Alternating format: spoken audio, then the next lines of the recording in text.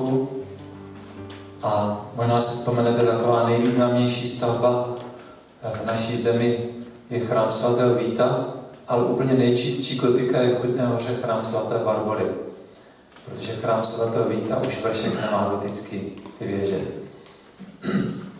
Asi víte, že gotika vznikla ve Francii a mimo toho, že ten lomený oblouk nahoře se stýká do jednoho bodu a v tom bodě je kámen velice tvrdý, houževnatý, vybraný, kterému říkali uhelný kámen.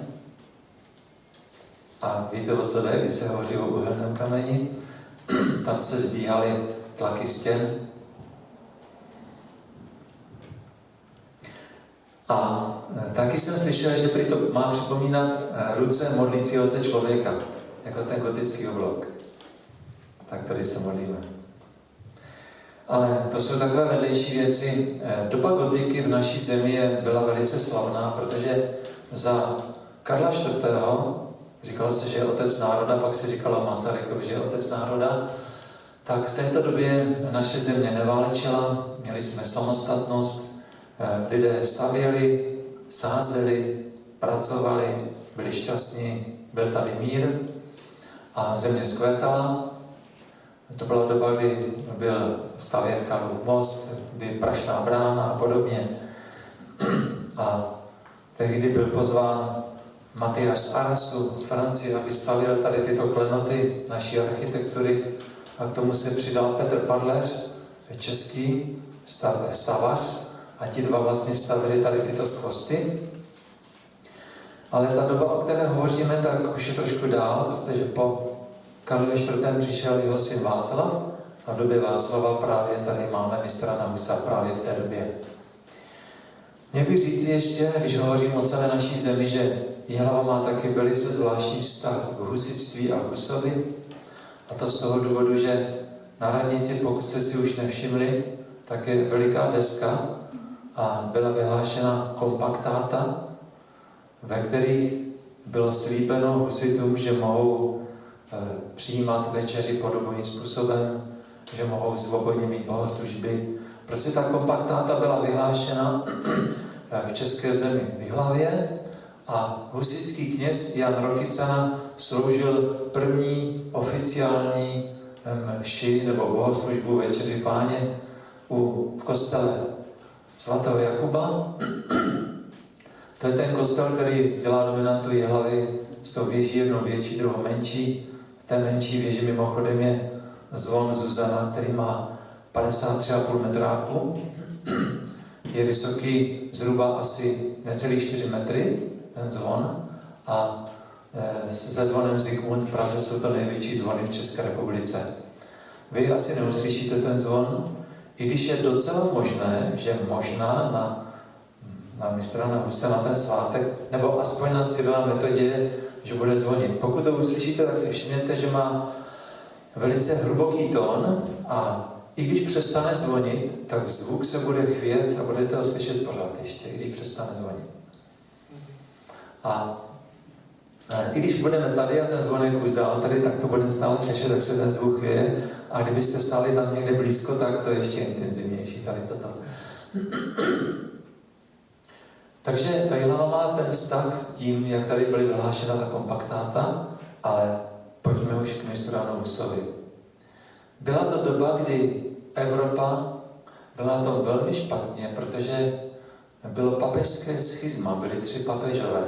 Jeden na druhého, na třetího házeli kladbu a neměli se rádi.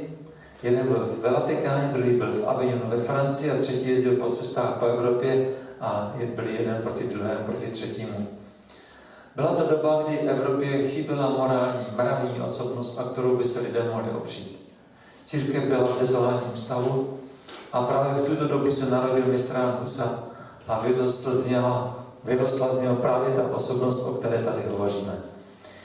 Mistr Jan Hus se narodil roku 1369. 1369, vím, že to někdo si píšete, tak já radši řeknu, že existuje ještě jedno datum a hádají se o to dějepisci a odborníci, že se narodil roku 1372. ale častěji se používá to 1369.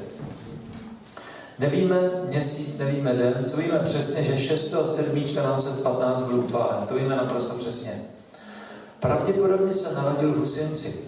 Narodil se v rodině, kde neslyšel jsem zmínku o jeho sourozencích, ale narodil se v rodině, kdy tatínek velice brzy zemřel. Měl velmi zbožnou maminku, samozřejmě katoličku, nic jiného nebylo v tehdejší době. A byl vychováván v katolickém ritu. A byl poctivý, věrný, poslušný, lidé ho měli rádi, chodil rád do kostela už jako malý chlapec, chodil ke zpovědi a řečeno jinak byl věrný syn katolické církve. A už teď řeknu, že zemřel jako katolický kněz. Samozřejmě. Netušil, co bude dál, co bude po něm. Když se takto narodil a takto žil, tak je velice zvláštní, že se dostal z toho venkovského prostředí na Karlovu univerzitu. Pravděpodobně to bude tím, že byl ve všeobecné vážnosti a už jako chlapec byl vážen ostatními lidmi. Studoval tady v Praze na Karlově univerzitě a byl známý pro svoji píli, pro svůj bezúhonný život. Pokud měl nějaké peníze, nějaké drobné mince, tak všecko dal na milodary do kostela. Takže i tak to projevoval svoji zbožnost. Zvláštní je, že už když mu bylo 24 let, dosáhl prvního stupně akademické hodnosti, to je bakalář. Když mu bylo 31 let, byl vysvěcen na kněze. A v 33 letech dosáhl nejvyššího titulu, co mohl v tehdejší době vlastně být. A takto mladý se stal rektorem Karlovy univerzity, což je velmi zvláštní. Cože? Ve 33. V 24 let byl bakalář, a 31 let kněz, 33 let rektor Karlovy univerzity. Co zapůsobilo na tohoto mladého, zbožného katolíka, že nastal ten čas, nebo nastalo jeho odloučení od církve, nebo problém s církví? Nastalo to tím, že již v době mistra Husa v Anglii byl Jan Wycliffe, tento reformátor. Jejich čas působení se svým způsobem kryje, i když už byl maličko později. Ale v podstatě to byl zhruba stejná doba, to byla. A tehdy, když se šířily spisy Jana Wycliffa do ostatních zemí a i také jeho žáci přicházeli do jiných zemí, aby šířili evangelium, tak do Prahy přišli 2 Wycliffovi žáci. Ale bylo jim zakázáno mluvit, protože oni měli obavu v Praze, konkrétně arcibiskup měl obavu z toho, že by se šířily nějaké bludy v Praze. Hus ještě neznal tak dobře nějak Wycliffa. Ale co zapůsobilo na Husa i na ostatní Pražany, bylo to, že když jim bylo zakázáno mluvit, protože oni byli také zdatní malíři, nakreslili 2 obrazy. Na jednom obraze byl papež v nádheře, v ornátě, ve zlatě, na nosítkách, jak mu lidé líbají ruce a nohy. A na druhém obrazu byl Kristus, bosý, v jednoduchém oděvu, na oslátku, jak výjíždí do Jeruzaléma. Pod Kristem bylo napsáno, to bylo jenom pár slov, hele Pán, a pod papežem, hele služebník. A lidi to viděli a bylo jim naprosto jasno. Tedy tito učeníci Wycliffa nemohli kázat, ale ty obrazy mluvili tak jasně, že lidé se srocovali na Staroměstské náměstí, dívali se na ty obrazy a stále museli nad tím přemýšlet. To zapůsobilo velice i na Husa. Dostali se mu do rukou spisy Jana Wycliffa, rád je četl. Od roku 1402 začal kázat v betlémské kapli. Asi víte, že Betlém znamená dům chleba. A ať už je to město Betlém, i tato kaple, jak byla vlastně takhle pojmenována, a tam se opravdu kázal boží chléb. Lidé stáli namačkáni na sebe, vydrželi 4-5 hodin stát pozoru vedle sebe namačkáni, tak jak když stojíte někde v autobuse namačkáni a teď poslouchali ve stoje kázání mistra Husa. Kázal z božího slova. Nebyly to žádné příběhy, nebyly to žádné bludy, bylo to čistě boží slovo. A odsud se šířilo boží slovo dál. Lidé si vážili Husa, vážili si jeho slova a proto také tedy dům chleba odsud se to šířilo, ne? Že možná na mistra na Husa na ten svátek, nebo aspoň na Cyrila Metoděje, že bude zvonit. Pokud to uslyšíte, tak si všimněte, že má velice hluboký tón a i když přestane zvonit, tak zvuk se bude chvět a budete ho slyšet pořád ještě, i když přestane zvonit. A i když budeme tady a ten zvonek už dál tady, tak to budeme stále slyšet, tak se ten zvuk chvěje. A kdybyste stáli tam někde blízko, tak to je ještě intenzivnější tady toto. Takže Vejlava má ten vztah tím, jak tady byly vyhlášena ta kompaktáta, ale pojďme už k mistru Janu Husovi. Byla to doba, kdy Evropa byla na tom velmi špatně, protože bylo papežské schizma, byli 3 papežové. Jeden na druhého, na třetího házeli kladbu a neměli se rádi. Jeden byl ve Vatikáně, druhý byl v Avignonu ve Francii a třetí jezdil po cestách po Evropě a byli jeden proti druhému, proti třetímu. Byla to doba, kdy Evropě chyběla morální, mravní osobnost, a kterou by se lidé mohli opřít. Církev byla v dezolátním stavu a právě v tuto dobu se narodil mistr Jan Husa a vyrostla z něho právě ta osobnost, o které tady hovoříme. Mistr Jan Hus se narodil roku 1369. 1369, vím, že to někdo si píšete, tak já radši řeknu, že existuje ještě jedno datum a hádají se o to dějepisci a odborníci, že se narodil roku 1372. Ale častěji se používá to 1369. Nevíme měsíc, nevíme den, co víme přesně, že 6.7.1415 byl upálen. To víme naprosto přesně. Pravděpodobně se narodil v Husinci. Narodil se v rodině, kde neslyšel jsem zmínku o jeho sourozencích, ale narodil se v rodině, kdy tatínek velice brzy zemřel. Měl velmi zbožnou maminku, samozřejmě katoličku, nic jiného nebylo v tehdejší době. A byl vychováván v katolickém ritu. A byl poctivý, věrný, poslušný, lidé ho měli rádi, chodil rád do kostela už jako malý chlapec, chodil ke zpovědi a řečeno jinak byl věrný syn katolické církve. A už teď řeknu, že zemřel jako katolický kněz, samozřejmě. Netušil, co bude dál, co bude po něm. Když se takto narodil a takto žil, tak je velice zvláštní, že se dostal z toho venkovského prostředí na Karlovu univerzitu. Pravděpodobně to bude tím, že byl ve všeobecné vážnosti a už jako chlapec byl vážen ostatními lidmi. Studoval tady v Praze na Karlově univerzitě a byl známý pro svoji píli, pro svůj bezúhonný život.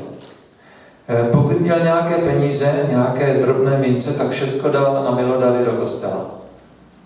Takže i tak to projevoval svoji zbožnost. Zvláštní je, že už když mu bylo 24 let, dosáhl 1. stupně akademické hodnosti, to je bakalář. Když mu bylo 31 let, byl vysvěcen na kněze. A v 33 letech dosáhl nejvyššího titulu, co mohl v tehdejší době vlastně být. A takto mladý se stal rektorem Karlovy univerzity, což je velmi zvláštní. Ve 23. Cože? Ve 23. Ve 33. V 24 let byl bakalář, a 31 let kněz, 33 let rektor Karlovy univerzity. Co zapůsobilo na tohoto mladého, zbožného katolíka, že nastal ten čas, nebo nastalo jeho odloučení od církve, nebo problém s církví? Nastalo to tím, že již v době mistra Husa v Anglii byl Jan Wycliffe, tento reformátor. Jejich čas působení se svým způsobem kryje, i když už byl maličko později. Ale v podstatě to byla zhruba stejná doba, to byla. A tehdy, když se šířily spisy Jana Wycliffa do ostatních zemí a i také jeho žáci přicházeli do jiných zemí, aby šířili evangelium, tak do Prahy přišli 2 Wycliffovi žáci. Ale bylo jim zakázáno mluvit, protože oni měli obavu v Praze, konkrétně arcibiskup měl obavu z toho, že by se šířily nějaké bludy v Praze. Hus ještě neznal tak dobře nějak Wycliffa. Ale co zapůsobilo na Husa i na ostatní Pražany, bylo to, že když jim bylo zakázáno mluvit, protože oni byli také zdatní malíři, nakreslili 2 obrazy. Na jednom obraze byl papež v nádheře, v ornátě, ve zlatě, na nosítkách, jak mu lidé líbají ruce a nohy. A na druhém obrazu byl Kristus, bosý, v jednoduchém oděvu, na oslátku, jak výjíždí do Jeruzaléma.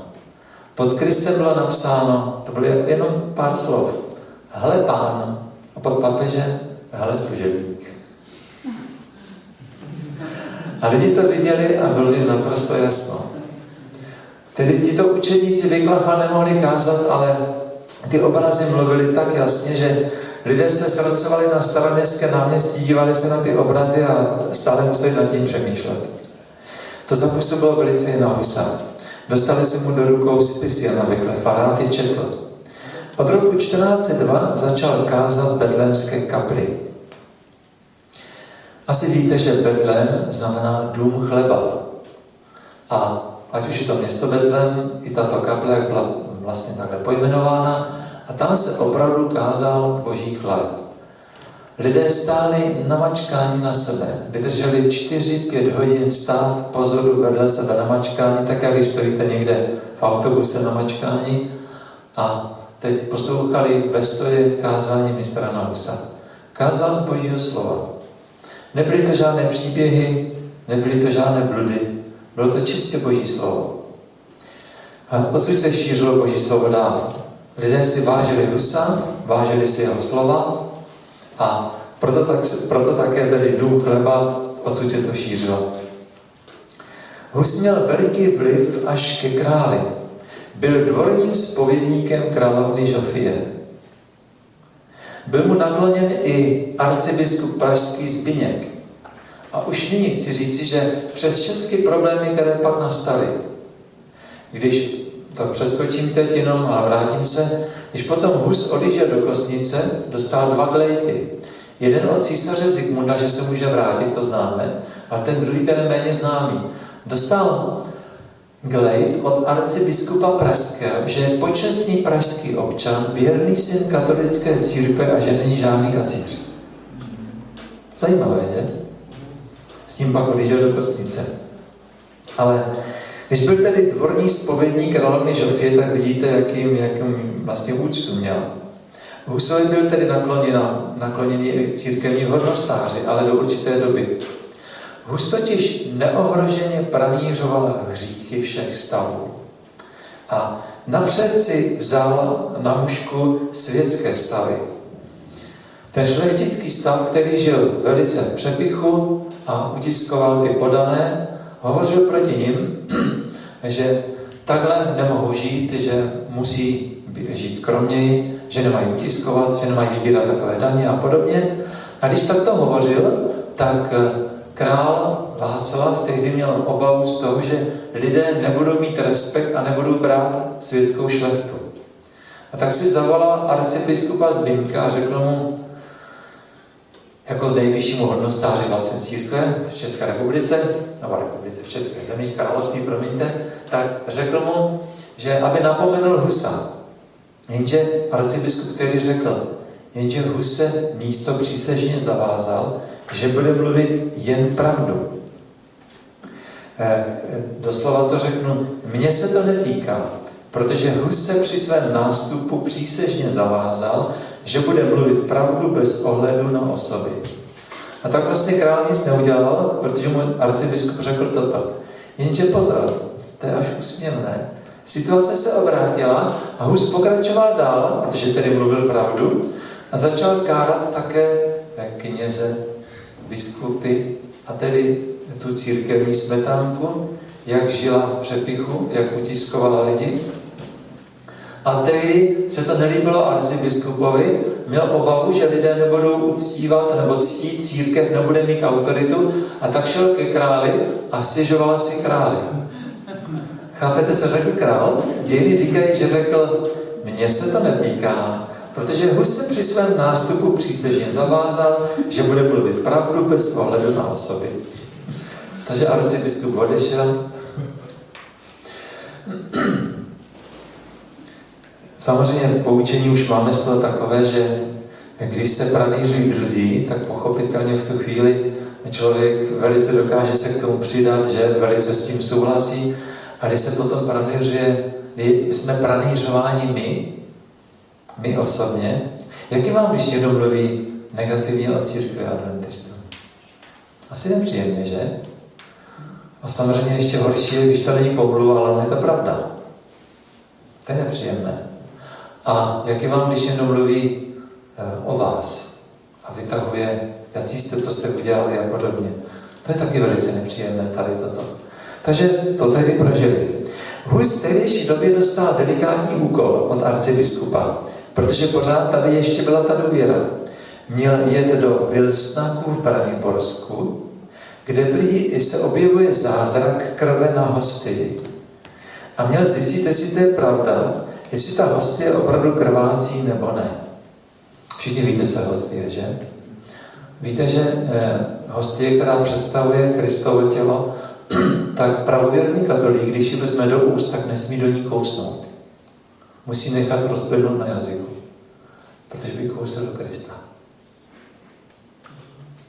Takže Hus odjel do Německa a výsledkem byl, jenom krátký citát z té doby, Hus řekl, pravý křesťan nepotřebuje znamení a zázraku, má zůstávat vytrvale u písma. Prostě zjistil, že to je naprostý blud. Vůbec se nevědělo, že se něco takového děje. V roku 1409 začaly opravdu problémy. Král nařídil, aby univerzita byla neutrální. Totiž tato velice stará univerzita Karlova tak měla mnoho studentů z celého světa. Nejvíc tam byli němečtí studenti. A tehdy němečtí studenti nebo německá církev se hlásila především k Vatikánu. A jak jsem říkal, byli ještě další papežové. A protože byly spory, kdo vlastně má být papežem a kdo je tím, kdo má být na tom stolci svatého Petra, tak král z politických důvodů udělal to, že univerzita bude neutrální a nebudeme se hlásit k žádnému papežovi. Jenže to se nelíbilo německým studentům a oni houfně odcházeli z univerzity. Možná bych měl ještě říci k tomu, to jste taky slyšeli, dokonce to, pomínám, že to byla maturitní otázka i, že tam bylo nevýhodné hlasování na univerzitě a v Praze, protože Němci měli více lepší hlasovací právo než Češi. A král přitom to, když udělal univerzitu neutrální, tak to právo hlasovací dal prostě stejné. Jste na stejné rovině. No a tehdy se stalo, že němečtí studenti tedy odcházeli do Německa, protože se jim tady toto nelíbilo. A zase budu-li ještě přesnější, tak pochopitelně všichni němečtí studenti nebyli stejní. Byli tam studenti, kteří milovali svého rektora a svého milovaného učitele Husa. A i když odcházeli, protože jejich krajiny odcházeli a byli povoláni zpátky, tak mnozí si odnesli to slovo, které slyšeli v betlémské kapli i ve vyučování od svého milovaného profesora, tak si odnesli do Německa. A má se za to, že tady v tomto momentě pravděpodobně byl taky úžasný takový kontakt nebo myšlenka, která potom způsobila, že vystoupil Martin Luther. Že vlastně to donesli ti studenti do Německa. Chtěl jsem co říci? Nebyla otázka, když mu kázal česky, jak tomu Němci mohli rozumět? Němci? Tehdy se mluvilo o německy. I v našich zemích se mluvilo o německy. Tak jak je dneska angličtina běžná. Samozřejmě čeština byla taky tehdy, ale hodně se mluvilo německy. To je v době obrození se mluvilo strašně německy. Akademický jazyk ale byl latinský. A navíc ještě museli se učit, zvláště na univerzitě, katolická církev jako jazyk měla latinu. Všichni museli mít latinsky, ti studenti. Takže tady bylo více jazyků, které museli znát. Prosím. A Hus kázal česky, myslím, jenom v betlémské kapli. Přesně tak. Ano, tam kázal česky. Přesně tak. Samozřejmě některým se to nelíbilo, že kázal česky. Takže nastaly problémy právě tady s tou neutralitou. V roku 1410, hned rok potom, nastal další problém. Na arcibiskupově dvoře byly spáleny Wyclifovy knihy. Arcibiskup možná netušil, že Hus už tehdy má hodně prostudováno z Wyclifových knih, že bude bránit Jana Wyclifa. Hus s tím nesouhlasil. A protože projevil veřejně nesouhlas a dozvěděli se to až ve Vatikánu, byl předvolán, aby se zpovídal před papežem. Takže měli do Vatikánu tehdy. Jenže český král, královna, univerzita, šlechta, správní úředníci, tak poslali do Říma vzkaz, aby Hus se mohl hájit na dálku písemně a nemuseli jít do Vatikánu. Protože oni už tehdy pochybovali, když byli 3 papežové, můžeme věřit tady tomuhle, slyšíme různé zprávy, jak jedná a podobně, vrátí se nám náš milovaný kazatel zpátky, měli z toho obavu. Tehdy ve Vatikánu na nic nečekali a byl vyhlášen interdikt, neboli klatba nad Husem a taky nad Prahou. Dneska asi už si nedokážeme vůbec představit, co to mohlo znamenat, ale zkuste se vžít do situace, že když někdo zemřel v tehdejší době, tak musel být pohřben na vysvěcené půdě, na hřbitově s knězem. Pokud by byl pohřben někde mimo hřbitov, mimo vysvěcenou půdu, tak nemůže jít do nebe. Tak se věřilo tehdy vlastně.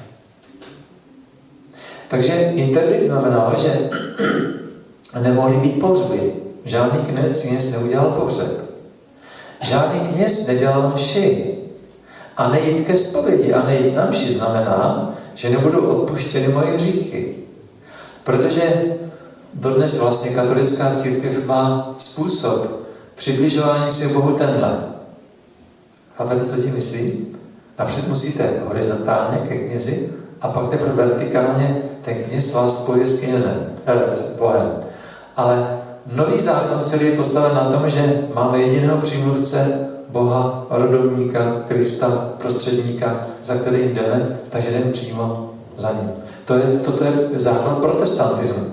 Můžeme přímo ke Kristu. No a navíc taky nemohly být svatby, pochopitelně. Takže mělo to dalekosáhlé důsledky tady toto. A Hus, aby nedělal problémy, tak odešel tehdy do jižních Čech. Odešel do Husince, do svého rodiště, chodil po vesnicích, kázal venku. Klatba již tehdy neměla plný ohlas. Neměla ohlas, protože lidé nevěřili papežovi, ale přesto pořád ten vliv byl veliký a proto on odjel. Občas se podíval do Prahy převleku, aby nebyl poznán za svými přáteli, ale jinak do Prahy nepřicházel, už se tam neobjevil. Hus byl v Husinci, na Kozím Hrádku, na Krakovci. Napsal zde, v této době, když takhle kázal po vesnicích, napsal své velké dílo o církvi. Ale také dal nový systém českému pravopisu a tedy ty základy češtiny a českého pravopisu, jak je dneska známe, dal vlastně mistr Hus. Ty základy, které on dal, ty jsou v Kralické Bibli. Když čtete Kralickou Bibli, tak v podstatě to, co čtete, je ta čeština, kterou mluvili tehdy v tehdejší době. Protože Bible Kralická byla vydána roku 1579, první vydání, poslední roku 1613, jistě víte, ale ten jazyk byl pořád stejný. Ale na tom základě dodnes vlastně stojí čeština, i když mnohé archaické výrazy, které jsou v Kralické Bibli, tak už se dneska nepoužívají. Roku 1414 byl svolán koncil do Kostnice. Vy víte, že Kostnice je malé městečko na břehu Bodamského jezera. To městečko mělo, ať to řeknu přesně, mám to tady napsáno, 6 000 obyvatel v tehdejší době. Na tom koncilu, když tam byl, tak bylo 50 000 účastníků. Představte si to. Městečko 6 000 lidí a 50 000 účastníků. To je dnešní Jihlava, 50 000 jako lidí.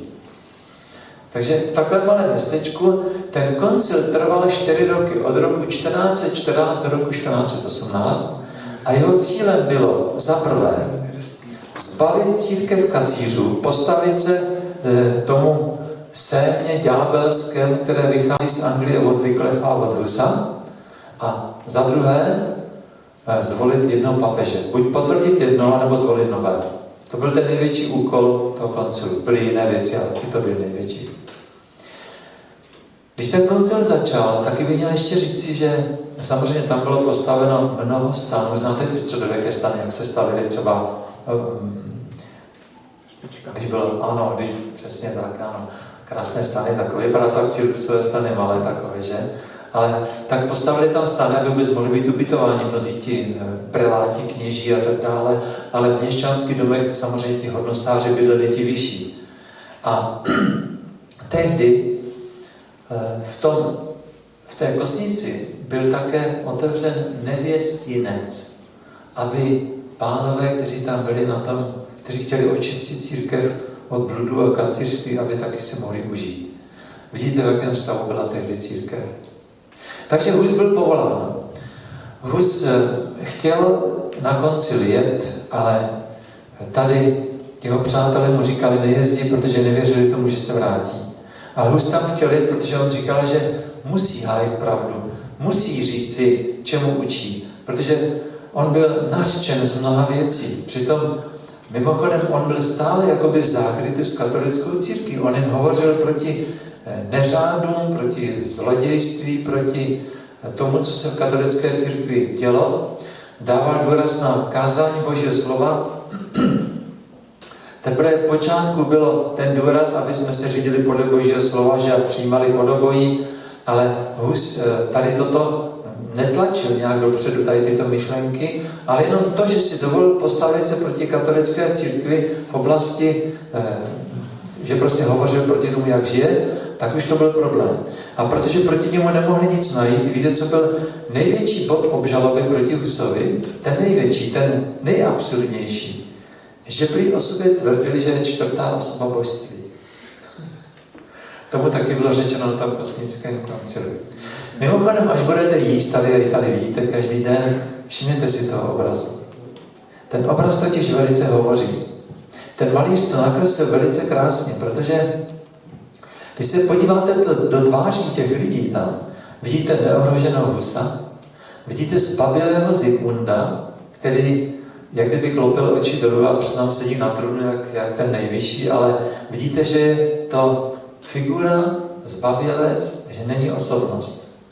Vidíte ty preláty, jak tam ukazují na Husa, jak jsou proti němu a vidíte tu spupnost, tu nabubřelost ve tváři.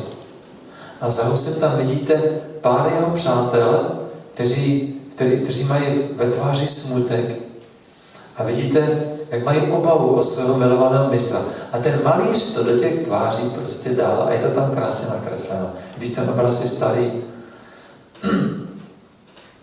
teď tady hledám Grašku, tady není, ale vy víte asi, že jsem byl kazatelem v Karviné a v Karviné bratr Slávek Bogoč, asi možná vám něco říkal, jestli jste byli tam na misijním táboře, takový hodný člověk, který tam uklízí a tak dále, tak Slávek Bogoč šel na půdu v karvinském sboru a on viděl, že já toužím po tom obrazu, že by ho strašně rád měl.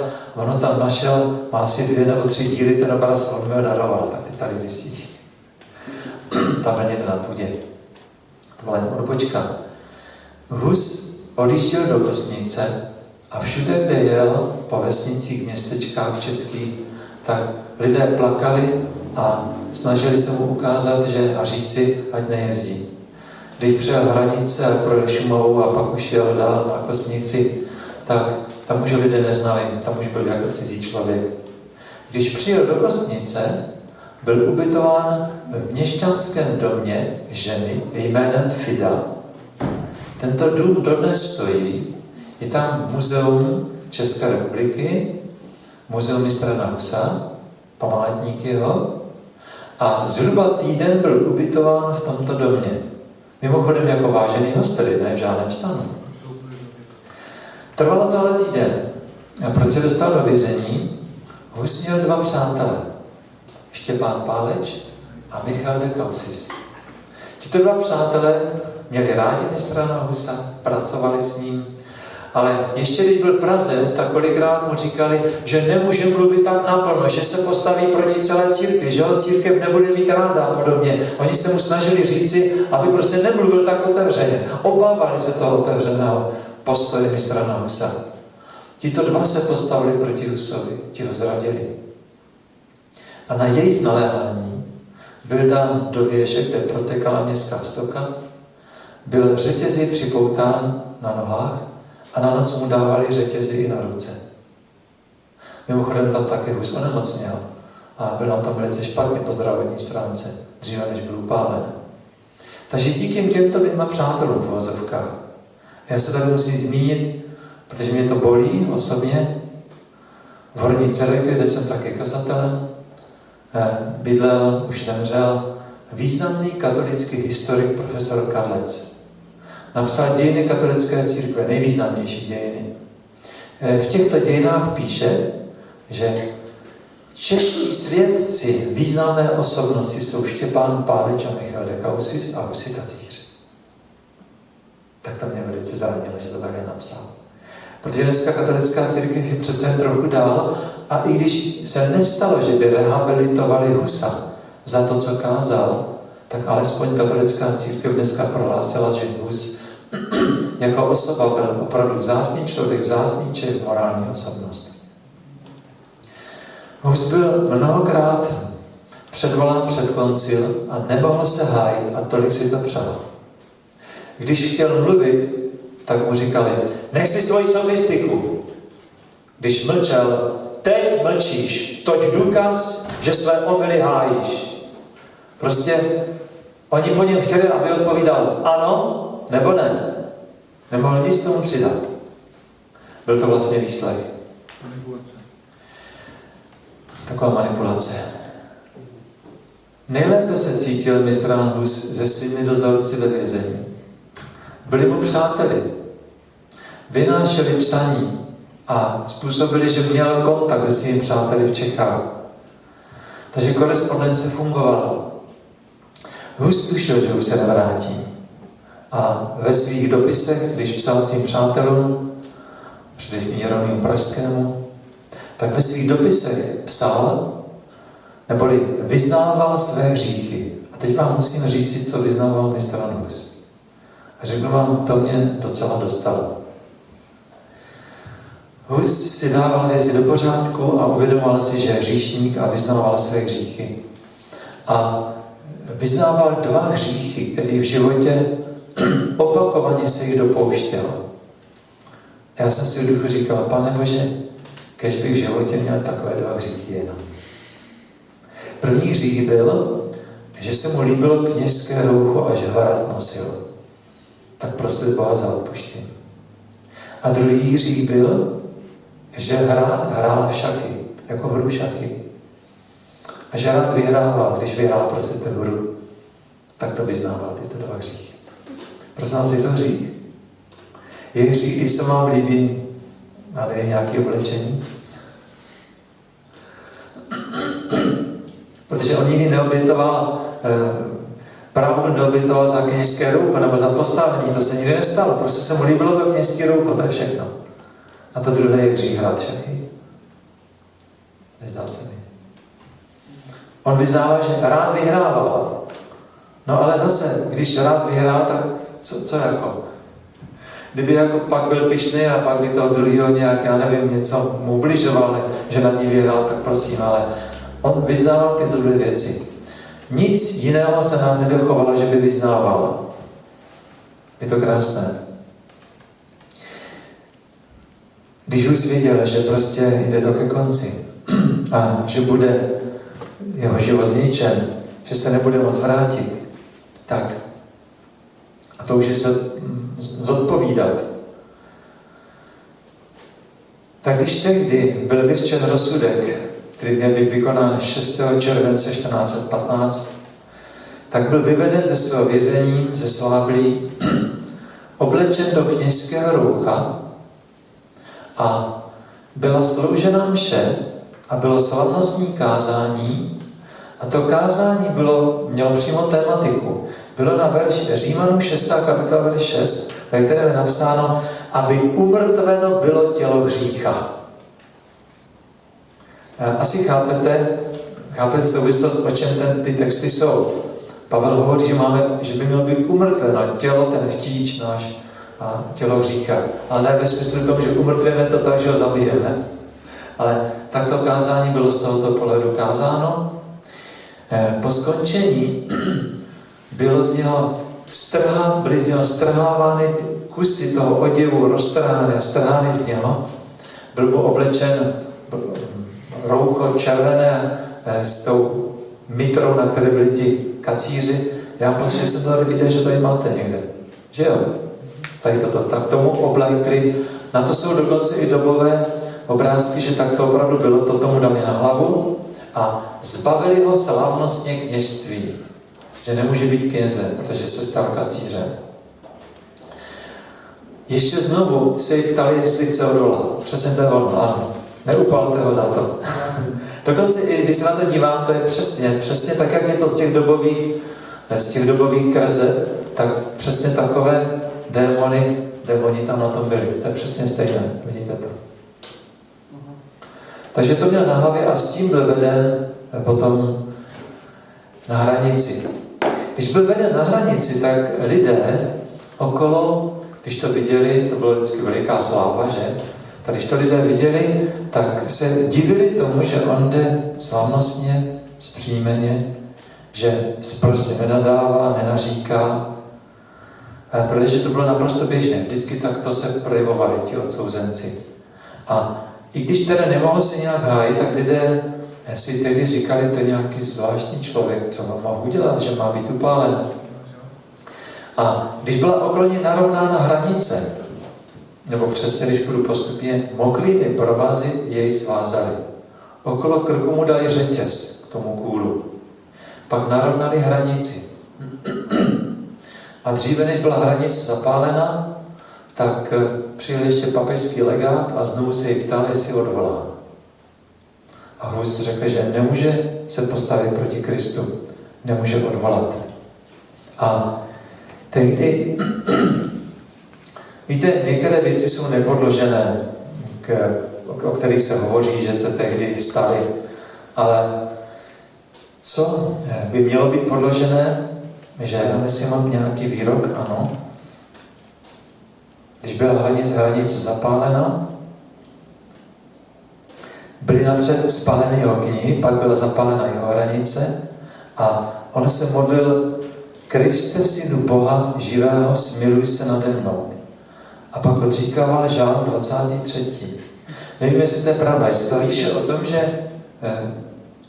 stále se modlil, i když jeho hlas nebyl už slyšet, když plameny zahalily jeho tvář, tak se stále modlil. Hus zemřel a samozřejmě zpráva o tom došla do Čech. Možná jste slyšeli, že 452 českého národa se postavilo za mistra Husa proti katolické církvi a zbytek těch, kteří byli věrní katolictví, tak bylo v Kutné Hoře a Praze. Nikde nic, nikde nebylo nic. Samozřejmě církev potom udělala všechno pro to, aby získala znovu zpátky všechny ty svoje pozemky, vliv a tak dále. A v podstatě se jí to podařilo, protože když si stoupnete na Staroměstské náměstí proti Orloji a podíváte se doprava, já stojím takhle, podíváte se doprava na Týnský chrám, který má takhle vlastně tu střechu a okolo se dvě věže, tak víte, co bylo tady v tom místě, kde je dneska Panna Marie ve zlatě? Tam byl veliký kalich. Lidé si vážili mistra Husa. A pokud tam socha nestala, tak tam dali prostě sochu Nepomuka, aby dostali prostě z hlav lidí toho Jana původního, dali tam jiného Jana, který údajně prostě neprozradil zpovědní tajemství. Když ho zabili, tak neřekl prostě, když ho nutili, aby vyzradil zpovědní tajemství. A mimochodem spojili dva Jany z Nepomuka, spojili dohromady, protože to je vymyšlená osoba. To není plně pravdivé, to, co se píše o Janu Nepomukovi. Takže mělo to obrovský vliv na tehdejší České království a měl bych ještě říci, že když mistra Husa upálili, už nebudu mluvit o Jeroným Pražském, aspoň krátce si chtěl říct, ale nebudu, ale aspoň to, protože budete z toho mít radost určitě. Ten papež, který tehdy takto nechal upalit mistra Husa, když pokračoval Kosnický koncil a bylo slyšet, jaké strašné zločiny tento papež udělal, on viděl, že mu hoří koudel za zadkem, jak se říká v Čechách, a tak převlečení utekl z kostnice, jenže oni ho za kostnici chytli, dovlekli ho zpátky a skončil ve stejném vězení, přikován stejným řetězem jako mistr Hus. Žádný papež z těch tří potom nebyl papežem, byl zvolen nový papež. Církev tedy organizačně se dala nějak do pořádku, ale ta morální bída, ta morálka byla na bodu mrazu, bylo to velmi špatné. A v podstatě toto, co se stalo, upálení mistra Husa, způsobilo, že se rozhořel protestantismus i v dalších zemích, protože Jan Wigler začal někde na kraji, to bylo jako mimo Evropu, že? Ale opravdu ten plamen začal hořet uprostřed Evropy v době mistra Husa. Všimněte si, že lidé žili pravdivě. A to je výrok mistra Husa. Věrní křesťané, hledej pravdu, slyš pravdu, uč se pravdě, miluj pravdu, prav pravdu, drž pravdu, bráň pravdu až do smrti, neboť pravda tě vysvobodí od hříchu, od ďábla, od smrti duše a konečně od smrti věčné. Vzpomeňte si na citát Evangelium Janova, 17. kapitola, verš 17, kde je napsáno: posvětíš jich v pravdě své, neboť slovo tvé pravda jest. Říkám to kralicky. Co je pravda? Ježíš Kristus neřekl, to je ta pravda.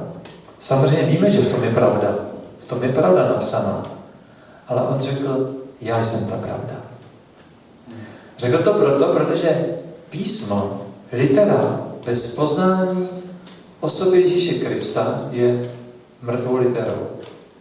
Když člověk pozná Ježíše Krista a stanou se spolupřáteli a miluje svého spasitele, pak může dobře rozumět i tomuhle. Všimněte si, že když se píše, Hus hovoří o pravdě, ta pravda, jakoby ten výrok měl trošku jináčí význam, než má dneska. Dneska, když řekneme jako adventisté něco o pravdě, tak si často zatím představíme 2300 večerů a jíter a představíme si prostě jednotlivé body víry a že není nesmrtelná duše a pravdu o sobotě a další věci. Já neříkám, že to není pravda, ale Kristus nás učí, aby jsme si uvědomili, že je třeba mít vztah k pravdě mluvené i vztah k tomu, kdo je pravda. A to jsou dvě věci. A už nebudu rozebírat, to nechám na vás. Všimněte si, jak je nebezpečí, do jakých zákoutí, do jakých špatných situací přišli lidé, kteří zdůrazňovali jenom pravdu jako Krista, jako osobní vztah k němu, jenom to, ale nezdůrazňovali, že pravda je taky to, co on řekl, to je taky pravda. A pak zase ti, co zdůrazňovali jenom tu pravdu, co řekl, a nezdůrazňovali to přátelství s Kristem.